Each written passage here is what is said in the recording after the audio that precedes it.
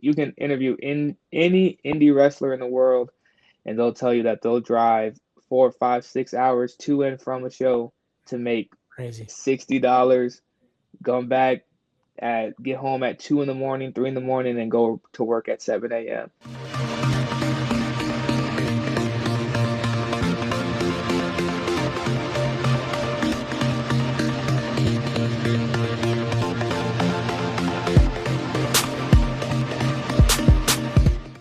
Welcome into another great week, another great conversation. This relationship goes back all the way to when I worked in Fargo and covered the Moorhead Spuds. Shout out to Spud Nation. Mekhi Elmore here Shout was out. a great football and basketball player when I covered him there in Moorhead. Now he's on to a pro wrestling career, goes by SLYKHI.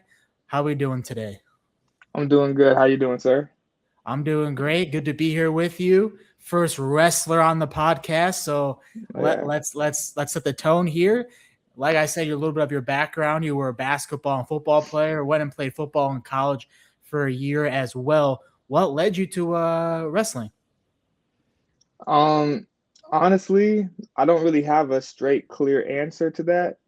It's crazy because it's something that you never really think about doing. Like you watch it, almost everybody as a kid watches it, and it's like, oh, that's cool and everything like that. But you never think about you personally doing it. I have a few ties to it. Back when I was a little kid, my dad used to wrestle actually up in Minneapolis area. Um, so I was around it a little bit, but never did I think that it was something that I wanted to do. Until we moved down here. I live in South Carolina now, and there was a school that just kind of presented itself to me, and I was like, I might as well give it a shot. I had to choose. There was two things that I was really battling with, deciding if I wanted to do one or the other. One was going to wrestling and picking up this skill, and the other one was going back to school. And they both started on the same day, so I kind of had to make a decision, and that God told me to go this route. You said your dad was involved in the wrestling world. What has he passed down to you as you go on in your career here? One main thing from him that he's talked to me about is the way to incorporate your character and get the crowd involved. And obviously, wrestling is a live theater, pretty much, and you have to have your character know how to play your character and what will get the crowd behind you or against you, depending on what you need to be. What's your personality in your wrestling character? Pretty much my character is just me, but leveled up, I would say, with my emotions and the way I present myself. It's really just me, but times 10. So I'm pretty much a good guy for the most part. So and I consider myself to be a pretty good guy. So I'm just being myself and being as nice and as polite as I can be, but in a entertaining way. No heels out here. No, never. Never heals. Heals. Everybody wants to be a heel, but it takes a true talent to become a face. With your training, you mentioned, that some of the entertainment value, it takes a toll because you're pretty much preparing your body to take a beating every time you go out there in the ring. How does that change your training up? How does that make your training challenging to know you're preparing your body to take a beating pretty much every time you step in there? It's difficult because as a athlete, sports, basketball, football, hockey, all these other sports, you're trained to when you get knocked down, get right back up or try to stay up. But in wrestling, you have to learn and you have to teach your body to fall and do that properly. And if you don't do it properly, that's when you get start to get hurt and stuff like that. So obviously you're gonna feel it. It's not like it's a trampoline or a springy mattress down there that you're landing on. So you're gonna feel it regardless, but you learn to do it in the best way, and then you got to live with how sore your body gets. What's the key to falling correctly? Land flat and make sure you tuck your chin, because if you don't tuck your chin, your head's gonna smack back, and that's never fun. How long have you been training in wrestling, and how far do you want to go with it? So I started in August of 24, so I'm about a year and a half ish since my start date. Um, the goal is to go as far as it will take me. I don't have a clear and concise plan about that. That's all in God's plan and whatever His vision is for me. I'm just here for the ride and He's using me as a vessel. What was your biggest realization when you first stepped into the ring for the first time? The biggest realization that I learned is that my athleticism on the court and on the field means nothing because it's such a completely different ball game. Your footwork is way different. It has to be precise, and you got to go step by step by step. Whereas in sports, you're just doing what feels natural, and in this, you have to be at a precise moment at a precise time, and it's tough to learn that and try to translate that, and that's the hardest part that I've had to learn. What was that realization? What helped you decide? Because you said you had two options. What made you decide with the wrestling option? It honestly wasn't a me decision. I am very um, grounded in my faith, and it pretty much was a I'm gonna trust whatever feeling I get, and whatever feeling I get, I know that God put that feeling in my heart for a reason. And obviously, I'll never know what that reason was, but that's what I got, so that's what I did. How much is your faith such an important part of you and what you're doing? Faith is everything to me. I feel like no matter what, I obviously have my own free will, but when you do something that you don't think is right and you feel that, that's not you thinking that. That's not just a gut feeling. That's the Holy Spirit inside you telling you you probably shouldn't do this or you should go this way. You should do it this way. Um, and the faith is just it's the number one thing to me. I pray almost every day.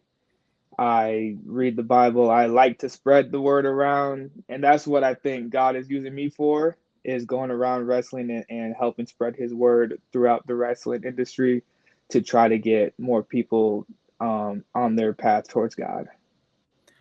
What have you seen that God has shown you through all your faith that is pointing you in that correct direction and that your decision is the right one so far?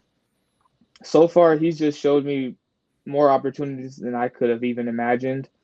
I'm still very, very new in this business, and I still have a lot to see and a lot to learn. And hopefully, I have a lot of growth that will be done, and that there's some high places that I will be able to go to one day. Um, but so far, there's just been a lot that I've been shown, and I've been lucky enough to be able to say that I've had plenty of opportunities come knocking at the door for me, and I don't take any of those for granted. So I'm blessed and thankful for each and every one I get. Guiding people to the sport of wrestling, what would you tell them if they wanted to pursue that? It's something you kind of have to do. A lot of people who are like, that'd be cool to be a wrestler, think about it, but they don't think about it as an actual option the same exact way that I did. Um, and you kind of just have to trust in yourself a little bit and go for it. And it's going to be tough, and there's going to be days where you're like, this might not be, I might not be cut out for this, or this might not be what's for me. But you just got to stick with it, and if you stick with it, then good things will happen. Moving from Moorhead, Minnesota to South Carolina, what helped you with that move and adjusting to a different life where you're at now? The move mostly was for my grandma. My grandma's one of the most important people to me, and she's got some health problems going on right now. So it mostly was a family decision to move down here back where she's from, for her to be in a familiar area and have a lot of family around her and whatnot. So mostly it was for her, but my dad's also from here, and it was a move that he had planned on making after I graduated, anyways. So it just worked out the way that it worked out, and I've had a lot of people, mostly family, um, down here helping me adjust and everything like that. And it helps when you have a lot of people around you that make things easier.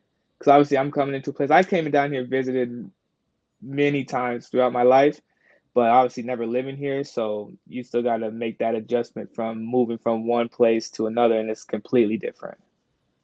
Yeah, growing up in Moorhead, you played a lot of sports and you watched a lot of wrestling on TV, but didn't pursue it. Now that you're pursuing it, kind of what are your thoughts about that? Like knowing you watched it as a kid, but you also play different sports. Um, it's kind of just crazy to me because if you would have asked me 5 years ago where I think I would be today, I would tell you I'd be either in school, um, playing basketball most likely, or football, getting ready to graduate, or go overseas to play basketball or football. Whatever the case may be, it would have been centered around basketball and football most likely. And sitting and watching something at home, you're like, I never watched wrestling. Was like, that's gonna be me one day. But you can ask all my family. There's countless times of me saying, sitting and watching a basketball game, be like that. I'll be on the court one day. I'll be out there doing that one day. And like I said, God's timing is crazy. His plan we'll never fully understand, and we'll never really know. But He had a different plan for me, and I'm just here for the ride. You did go on and pursue college football for a year as well. What Hmm. was in that? What happened in that journey, and what was your experience pursuing college football? It was a good experience to me. I met some of my best friends that I'll have for the rest of my life there. Um, Unfortunately, just the coaching, there was just some coaching stuff that wasn't what I thought it was going to be, and stuff had happened along the way that had deterred me from that school that I was at. But I'm forever grateful for that opportunity, that year that I had there, and I'm never gonna not claim that. That's always gonna be my school, even though it's for one year. How do you look back at your time at Moorhead? Because there were some great teams that you had, especially for football. Hmm.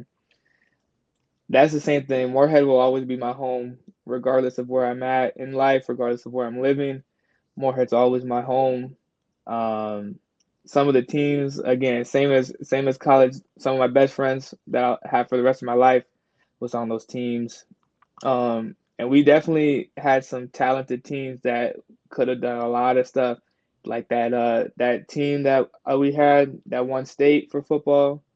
That was a special team. I didn't have too much of a part in that, but I was there. I was there for the ride again. Um, but yeah, basketball specifically, being able to help lead my team to a state appearance for the first time in 10 years was one of the best things of my life that I can say. So that was a whole journey. I'm thankful. I'm grateful for everything that happened. It didn't go the way I planned it to go once we got there, but the journey to it was one ride. How do the dynamics change? Because those are team sports. Wrestling is so individual.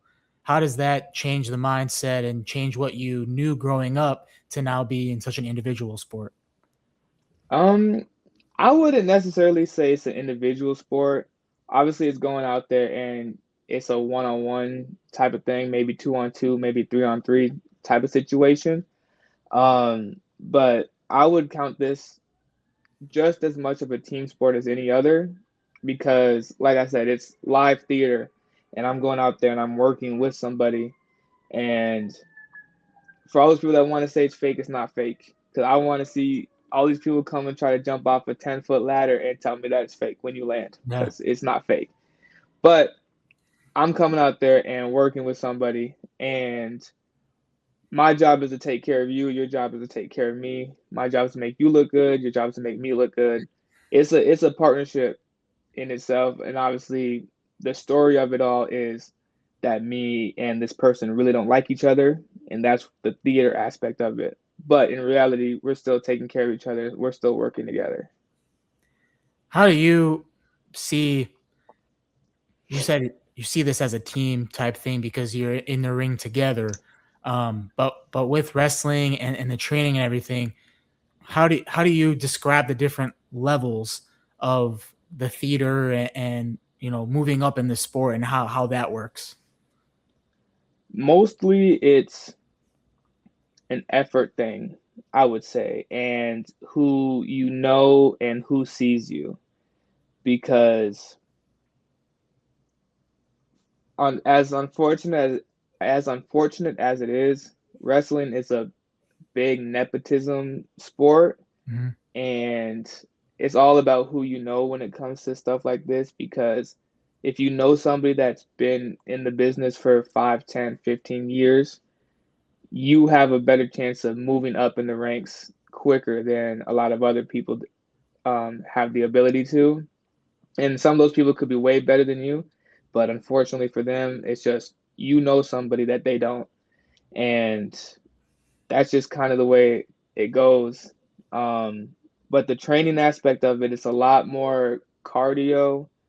Like I said, a lot of time learning how to fall, learning how to take care of somebody else when you fall, versus whereas let's just say basketball is a lot of conditioning and a lot of being able to look at somebody and read their mind in a split second. And in wrestling, it's you got to have a lot of quick thinking as well, because something could go wrong. You have something planned here, and something could go completely wrong leading up to that, and you got to pivot and make it look natural and seamless and stuff like that. It's a lot of tough thinking, Yeah. a lot of quick thinking, as in any other sport, but you got to be able to make it look the theater portion of it. You got to make it look real, and you got to make it look like that was supposed to happen, even if that was completely wrong. You were telling me a little bit before we got on here about just the training aspect. I have to drive 2.5 hours, then you're training for multiple hours. What Mm. goes into that training and what makes it as long as it does, but also like the focus level of it? What makes it like a 3 hour session is that you have multiple people in the ring that are trying to learn the same things that you are. And obviously you got to take the time to make sure everybody knows how to do it properly, how to do it safely. Um, so that's what the time comes in to play, where you got to make sure all 10 people, I should say, are able to do this to a certain level to where they're comfortable enough to do it safely and everything like that. The driving aspect of it, that's just the life of indie wrestling. You can interview in any indie wrestler in the world, and they'll tell you that they'll drive 4, 5, 6 hours to and from a show to make Crazy. $60, come back at get home at 2 in the morning, 3 in the morning, and go to work at 7 a.m. And that's just the life of it, and it's a lot, but you have to be really determined and really willing to do that in order to make it. If you're not, you're not going to last long. And we know your drive for doing it. What's the recovery process with what your body goes through and what you deal with outside the ring? Um, so recovery aspect of it, I have been lucky enough to not have any type of major injury, knock on wood, so far. And I hope that I don't see that, because I don't want to have that happen. But recovery and training for it. So my training, I go to training twice a week. I go to the gym every other day. Um, Outside of that, except for Sundays is my rest day. Saturdays, depending on what I do throughout the week, I might go and do something light there, or maybe I'll go in and do a full workout, or I won't go in at all.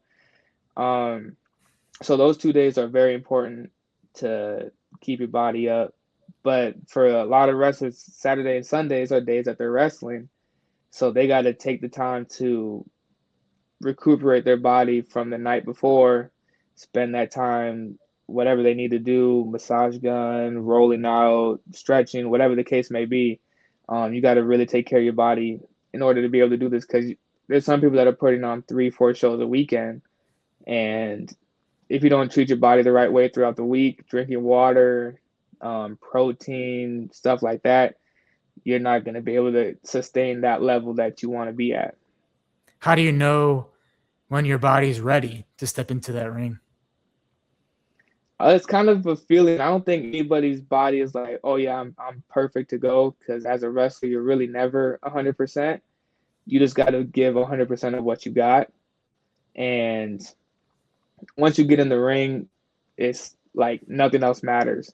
You come out the curtain, you step onto the ramp to get going into the ring, and you just kind of zone out, and that's when the character comes into play. You start playing this character, and it's not really you anymore. It's this person going out there and putting on the show. And then once you get in the ring, it's all about entertaining, making sure the fans get what they paid for. What's the mindset for you when you get in the ring? How much do you feed off the fans? How much do you feed off the environment? What's your feeling inside the ring? It's probably 90% fans. If you don't have fans behind you, for my case, I would need them to be cheering me. If you don't have them cheering you, it's going to be a long match. And matches are typically about 8 to 15 ish, depending on the show and where you are at in the show. But that can be a long 10 minutes if you have dead fans that are sitting there just watching, no interaction, no nothing. That can feel like 60 minutes. And it's really interactive based, which is why you'll see a lot of people go and say something to the crowd or be like, "Come on, get up!" I have to hype the crowd up because it's a lot. If you don't have the people, it can be boring and it can seem like you're not doing that great of a job. You could put on a great match, but if you don't get the people involved, it's tough. What are some of the mental struggles that wrestlers go through, and how you deal with some of those? My number one mental struggle would probably be the time aspect of it. Like you said, driving 5 hours to and from, well, total time, and then coming home and getting maybe like 4 or 5 hours of sleep, and then getting up, going to work the next day, and having to do that two, three, 4 times a week. It adds up a lot for sure. And you gotta, my number one thing is the tiredness aspect. But I just get up, and every day you wake up, you thank God for another day, and you thank God that you have the ability to do what you're doing. And you could sit and be like, I need to rest today. I'm just gonna stay home and sleep, whatever the case may be. But you got to think about that. There's somebody else out there who just did the same thing as you, but they're getting up the next day and going to do it again. And I don't like being one of the people that loses a day because everybody's days are very limited and you Mhm. never know how many you have left. And I would hate to lose a day not doing nothing. And even worse, losing to somebody else. Mhm. Definitely. Don't want to waste any time. If you have the right mindset, you can do anything. You just got to put the extra time in. Absolutely. When you talk about you're driving far, you're trying to establish this character in the ring and play to that character. What goes into that, and how do you grow that over time?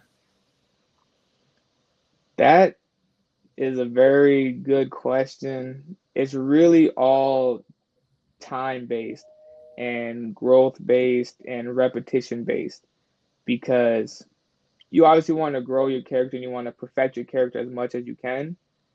But if you're not spending the time to do that by whether that's getting reps with matches, whether that's a rep in practice, having a practice match, and just trying to perfect the little minute details about your entrance, about your character, about stuff your character might say during the match, about what their movements might be. It's all those little things that go into your character that you got to try to get as perfect as possible. And if you can't play that character to the best ability, you might need to find something else. That's not saying that you can't do it. It just might be that you might need to try something else and beat somebody else in order to make that happen. But I would just say mostly repetition based. What's helped you be your character? Repetition. Every day of practice, I always try to do stuff that I think I would do in the ring. Because like I said, I try to be myself, just overly myself. So I do things that I would do in my day to day life, but turned up a notch. And I might do a little bit of flair that isn't really me, but if it fits, it fits. But I like to practice it every day at training. Um, whether that's running a match and being able to try to perfect these things, or that's just walking through my entrance by myself and being like, if I'm here and there's fans here, I can interact with them here, do this, do that, do that. It's really all repetition. What's helped you with the business side of things, learning how to, deal with other people, traveling around, trying to put yourself out there? What have you learned from that about that side of things, the business side? That's a really big part as well. Luckily for me, I'm not scared to talk to anybody. I like going and meeting new people. I like talking to people. Sometimes too much. If you ask the right person, they'll tell you I talk way too much. But I've had a lot of really good people around me that have helped me with that aspect. Like my trainer, Cowboy James Hunter is his name.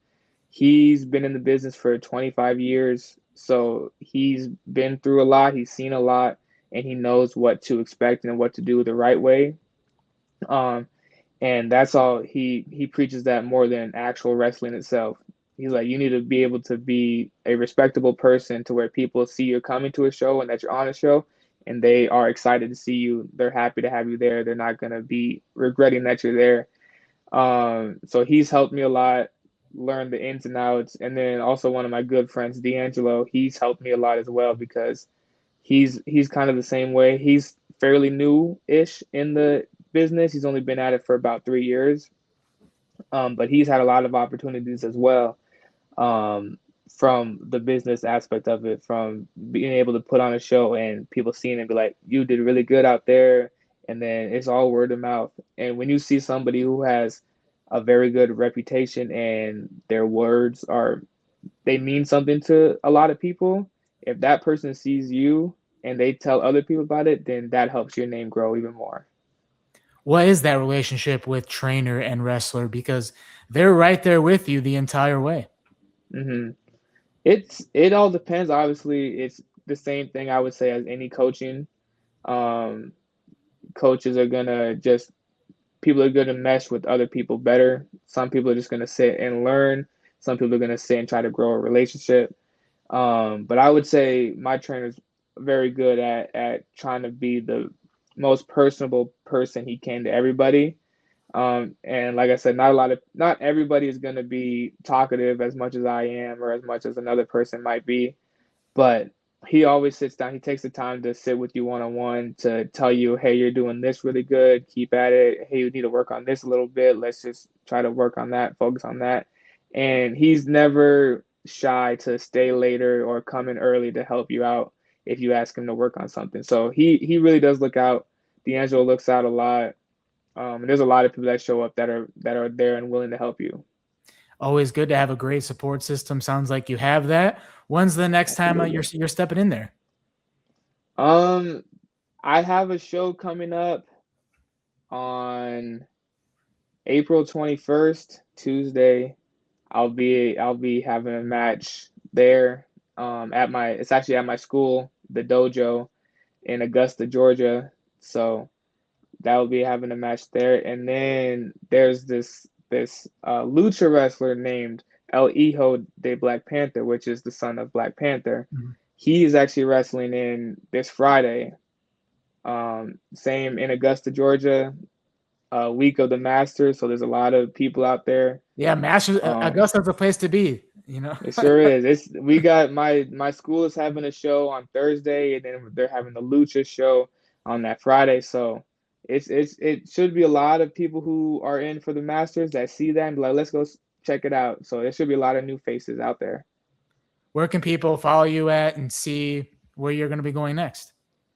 You can follow me on Instagram, uh, Twitter, Facebook. You can add me. I'm not big yet, so I'll add you guys all back. It's I'm pretty sure my name on all three of those is SLYKHI 711. So you can just search that up and you'll see me out there. Final one. What's a message to you would say to your fans and what you would tell people to be a fan of you? Um, as just my message to you guys individually is just follow your heart and be who you are, regardless of what you think other people might think of you. Um, Whatever makes you happy in life, it doesn't matter what other people think about that, because it doesn't matter how happy you make them as long as you make yourself happy.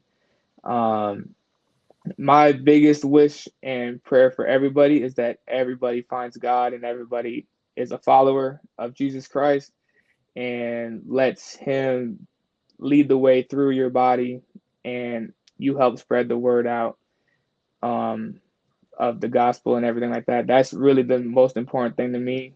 And if you like me or you hate me, I just want you to, be able to have God in your life, and if you have God in your life, you'll always be okay regardless of the situation.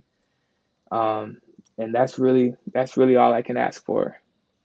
It's been great to see your journey from Moorhead to college football to wrestling now.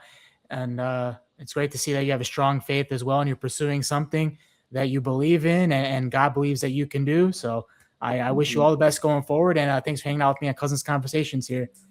Yes, sir. I appreciate you having me on. I appreciate the time.